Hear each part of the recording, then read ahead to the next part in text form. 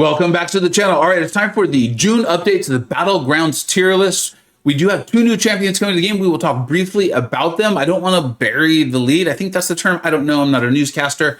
I don't think either of them is going to make a massive impact in Battlegrounds. Maybe one, though. One. And it's going to be a time will tell sort of scenario. But we do have a lot of promotions, demotions, and things to talk about regardless. Now, remember, this is a general tier list, right? For general metas. Battlegrounds each has its own metas twice a season. There's the victory track and then the gladiator circuit, and it does switch over. So make sure you tailor your deck for the meta that you're facing. But I've been using this tier list that put together by myself and the MCoC Illuminati since before Battlegrounds even came into the game officially. Like when it was in its beta form, we started iterating on this. It continues to get better and better and better. I use it as a resource to guide my own rank up resources. And this season, I believe, will be the first one where I have not at least made Mysterium. I'm aware of it. I have a ton of videos to get out, a ton of work to do as I'm about to head on vacation. And that just took precedent for me. I had a precipitous fall and fell all the way down to, I think it was Gamma after being a Mysterium one for quite a bit. But I had an Alliance score that I needed to hit, and I wanted to hit it for those guys. And so I kept playing, and now it looks like I'm going to be back up in, I think, Quantum 2 is right where I'm going to be. And it just is what it is. It's fine. Being in the top 1,000, 1,200, 1,400 of anything in the world feels like quite an accomplishment. And I think that's important to keep that in mind, too, when you go through Battlegrounds. All right, let's go ahead and go through this. We're going to talk about all the champions that have the microphone. Remember, we've broken them down into dual threats, defenders, and attackers. Every single one of those is important. Yes, defenders is at the bottom of the list, but that's just because of where they end up. It is not intended to signify a hierarchy on what's important. And then there's a little score next to each of them. So you know this is what they're valued in our general tier list. And of course, all the top 10s that hopefully you're watching here in June. The first champion we do want to talk about is Longshot. And you're going to actually live, absolutely live. Can you believe this? This is the kind of stuff I know you tune in for. You got to see me live make an adjustment score on a champion, moving to the tier above all. Sorry about that. He should have had a 9 as we moved him up. He did get promoted. We talked about this at length with the Omega Days deals coming in. And we talked about Longshot, Mole Man, Omega Sentinel, then, of course, Quicksilver, and kind of being like, they weren't necessarily falling out. They were still very, very relevant, but the lack of them being available as a 7-star was starting to hurt them at some of the higher tiers of Battlegrounds, and we wanted to show that. But we were very curious to see how this would play out with them now potentially being in the game as rank 3s. Well, DLL has a Longshot at rank 3 with a really nice sig. Talk to us about how he's utilizing. We're like, yep, that sounds exactly like a 9 dual threat. You can draft them with a defensive purpose in mind or potentially offensive, and it's going to completely depend on what your opponent drafts, and then you go and you crush things, and that is what he's been doing with his Longshot. So we want to signify that. Remember, all champions are rated at their highest rarity, meaning their star rarity and rank. So that's kind of how that is signified. Moving on through, the only other tier above all dual threat we'll talk about is Red Skull. I'm just not going to have time to get out my rank 3 Red Skull video. I've gone through all my videos and I'm aware of what I'm going to be able to get out before I head out on this vacation. Red Skull will not be one of them, unfortunately. I do want to report, though, that he is as great as I hoped he would be. Yes, people are starting to kind of learn to fight him, and I mean kind of in a very, very gentle, vague sense of the term. Kate Bishop can still really do a significant amount of damage, but even Kate in some of these metas are struggling against him. He is just an absolute menace. And even if nothing else, which there is significantly more to his kit that makes him a problematic defender, if you accidentally hit his block, you take massive damage. And additionally, he's a really good attacker. He's a very good attacker, and that's part of what I want to show when I finally do get the video out. And he's also extremely relevant for Domino, which is someone that you always want answers for, especially if you have your own ranked up Domino and you're hoping your opponent doesn't ban them. As a result, he definitely has earned one of the very few 10s out of 10s in this mode. Top shelf dual threat champions. As we go through there's all champions you've heard me talk quite a bit about. The one champion, or there's 2 champions we will talk briefly about. And the first one is Mole Man. Now, Mole Man, I have my eye on potentially moving up to as a 9 dual threat is all. Jaeger has been showing us a lot of really great stuff with Mole Man. A fantastic champion, right? One of the big things is handling champions are putting debuffs on you. Adamantian's been talking to me and showing me about ways to play Mole Man there. That's the sort of flexibility that I think allows for a great attacker. The dual threat category, there will be how much he's being used on defense. And here's my theory and why I still have not pushed to move him up, and no one's really spoken up about it, is the mutant class has gotten significantly stronger of late. Like if you look at the column literally right next, look how many of these are new. Onslaught's new. Bishop, not necessarily new, but recent buff. Nightcrawler is very new in that buff. Negasonic Change Warrior, brand new, like literally last month. Dust, just a few months ago. That right there, then you have like buffed Iceman. Like all of these champion, Iceman not as much, can handle Mole Man, and they're in decks. And this is where we often talk about the meta does make a difference, right? Because you're going up against different decks. You're constructing your deck to go against your opponents. And as a result, because of these mutants that are frequently in decks you're facing, Mole Man can't be as good of a defensive threat because these are relatively hard counters for him. So I think what's going to happen with Mole Man, he's either going to stay as an 8 or 8 out of 8 dual threat, or we do end up moving him to an attacker with a defensive leaning emoji or defensive purposes, or could be used sort of scenario. So if you have a lot of feedback on Mole Man, you have a high ranked Mole Man, a rank 3 preferably, let us know how you're using him and how often you're actually able to place him on defense. And then moving on, the last one we'll talk about is Negasonic Teenage Warhead. She's literally working out exactly how I thought she would. And that's not intended to be a pat on the back. That's more just like, hey, hopefully you caught last month and you saw that yes, she is handling a lot of those skill threats. She can handle Bullseye, but you still need to play well. And additionally, she's fast enough. I think she's a great character and champion in our game. But often, particularly against Bullseye or these other matchups, which she is a relatively hard counter for, there's going to be someone who's a little bit faster. There's going to be someone who's a little bit faster. Now, they might make a mistake. There's some risk to that. But Battlegrounds is a lot about risk management and about going for those intercepts in that aggressive play. It does you no good to lose by 1 point versus 10,000 points. You've lost either way. The score does not change by how close you were. So you're often incentivized to play very, very aggressively. And she's very good. And people have used her against me. But sometimes, in fact, frequently, there's a faster option and it's in someone's deck, and she ends up losing because she's just a second or two slower. We got to talk about my Red Boy Guardian, and I am going to leave him at a 9. It is so tempting to move him at a 10, but I'm really glad that we took our time and went through this, right? In this last meta, the way it was set up, I think it's called Arms Race, where if the defender had enough power, you got this massive fury, this massive attack increase. And the chat started telling me, like, hey, just go for the SP2. Because I was streaming. We had a lot of fun with it, and it was working. And then off stream, I obviously did a bunch of fights. And when he crit, my good God. In fact, let me know if you want to see that video. I think I do kind of want to get it out because I think it was a lot of fun and the stream and the interaction with the chat. And you can see some of the outrageous results that were created by me just being like, you know what, let's have some fun. Let's go for it. But on the other side of things, and I do need to say this, is when he didn't crit, I would end up dying, because the defender had been pushed to 3 bars of power. And he does have a very high crit rate. He does have a very high crit rate. But he's not always going to crit anyway. 1, period. Also, he's only available as a 6-star. And because of the challenge rating and things like that, going against some of these 7-star defenders, he's less likely to crit, right? It's just the way challenge rating works.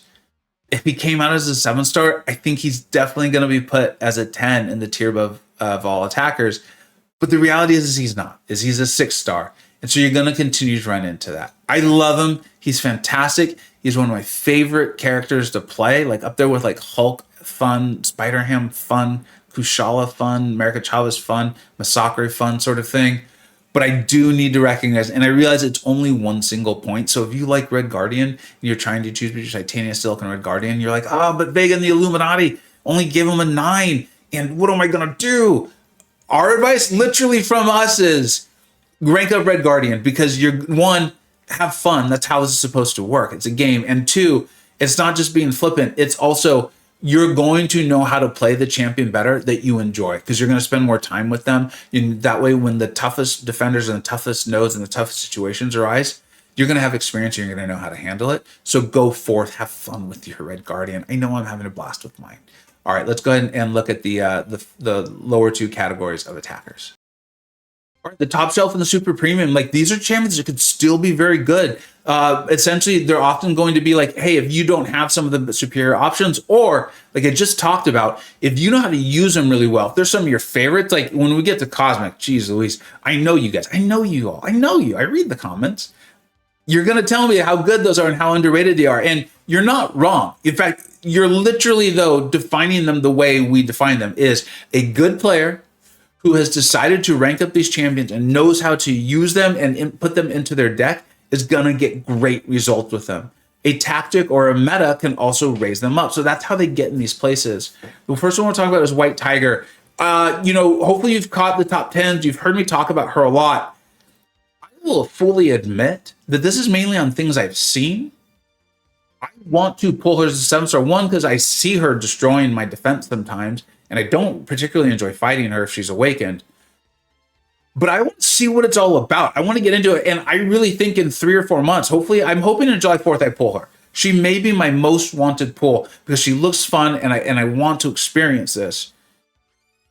Werewolf is now being like, hey, did you forget about me? But that's a story for another time.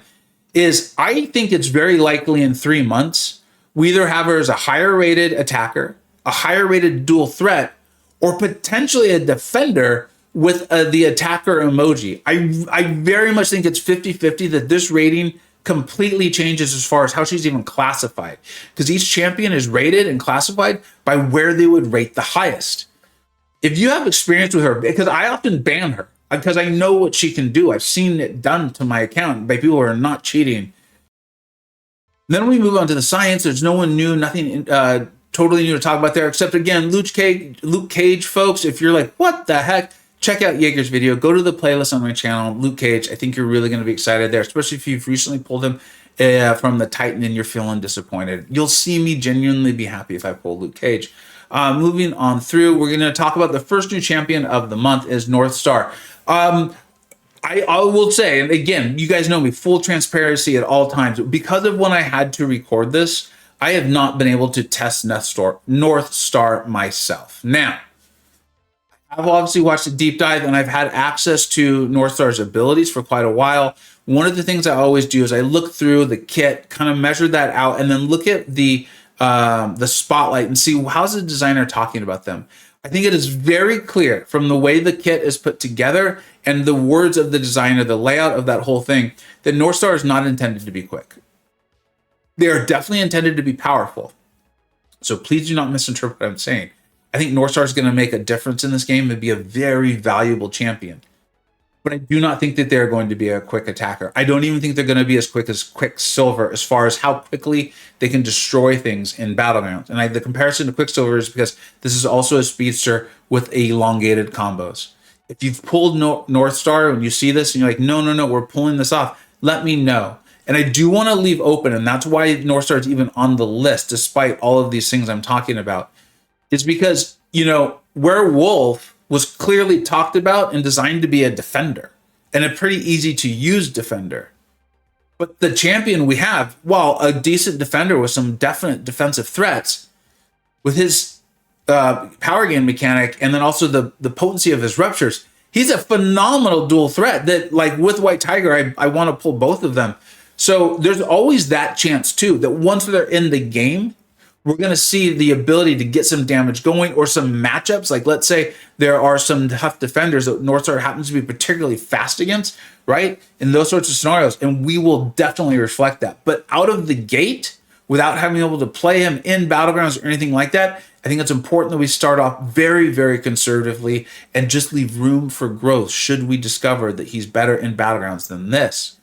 Moving on, I think that is, we're in the Cosmics, and I had pointed them out before. Now, I did Was I Wrong About Gamora video. I did this video very recently, went back, caused me to really analyze quite a few of her rankings, and we did move her up, and one of the ways we moved her up was in Battlegrounds, mainly because, one, Jaeger had been telling me that, and of course the Illuminati agreed, but I have a rank 2 Gamora, and I have the correct relic for her, and I've put out that relic guide, I attached it to her, threw her into my deck, and she started destroying things. And it's like, okay, cool. I get it. This is exactly it. If I wanted to put her in my deck and build around her, she would destroy things for me. She's a fantastic champion.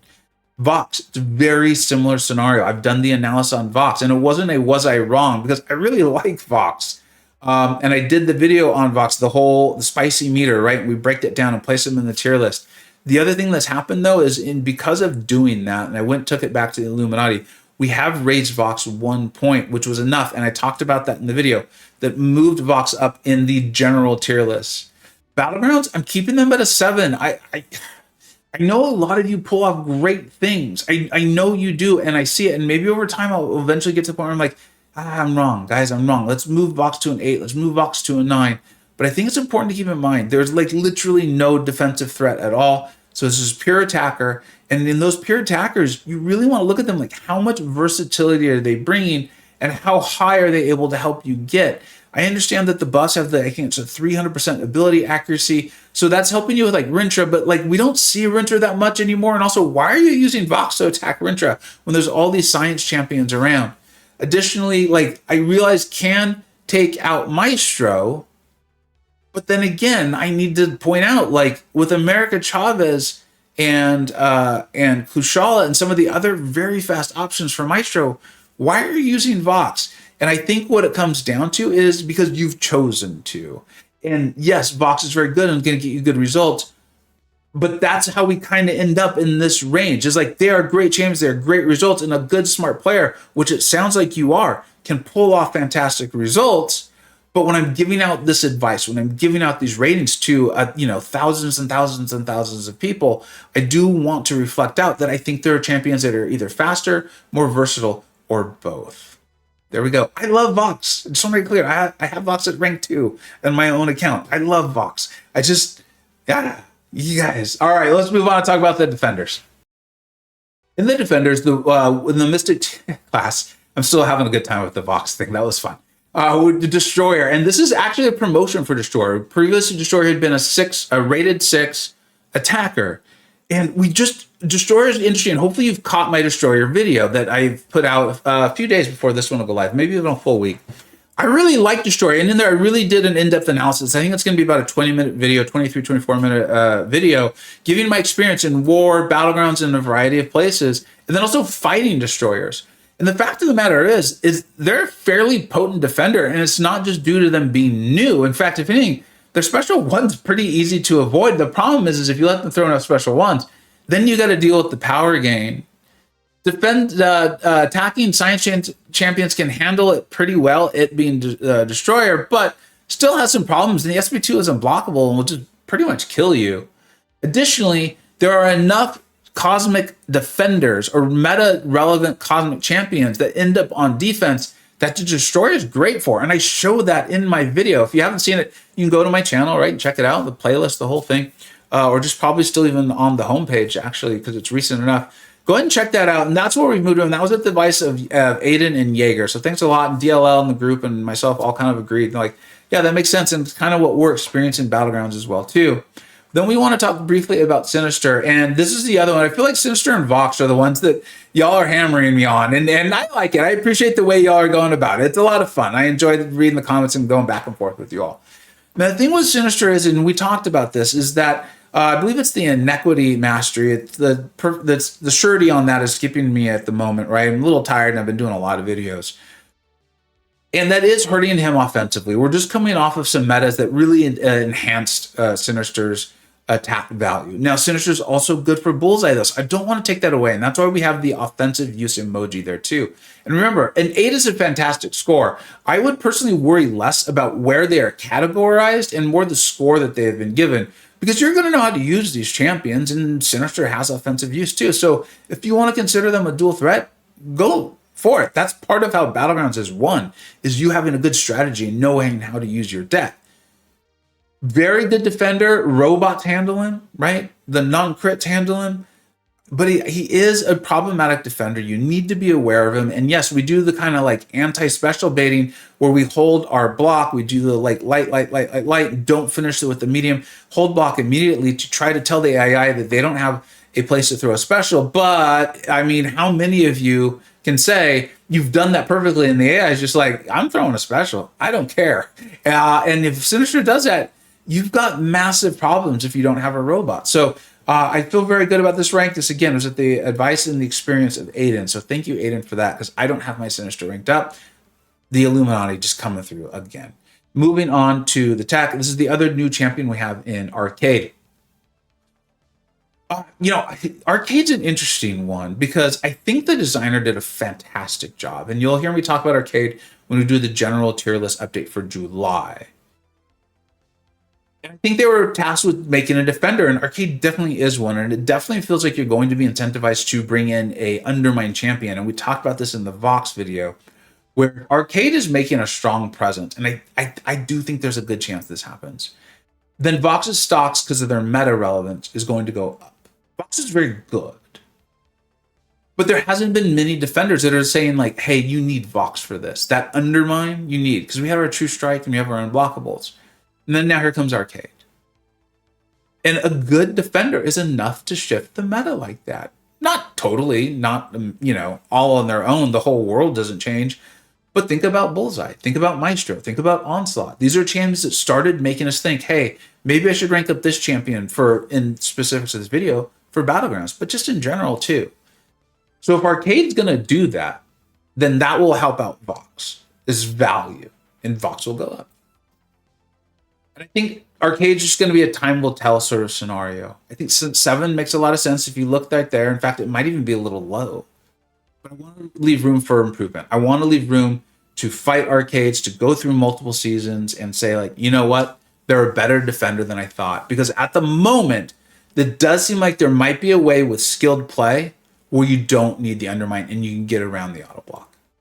They don't appear to be fast enough to be considered a dual threat, and there's enough tech options now where I don't think you're needing them for like Domino or things like that. Like Red Skull's got that covered for you and things of that nature. Grass and Steel22 did great videos on Arcade. Really knocked it down, both incredibly smart players who do phenomenal work with their YouTube channel. So make sure you check those out as well. And that is it. That is the update for, late June heading into July for Battlegrounds. The new season will be starting. I will be on vacation for a lot of it, but I will definitely be looking forward to getting in there, doing some Battlegrounds. And of course, when I come home, we'll get back to those streams for the Vega Prime account and of course the Vega 583 Battleground streams. As usual though, let me know what we think we got right. Let me know what we think we got wrong. Thank you so much for watching. Take care.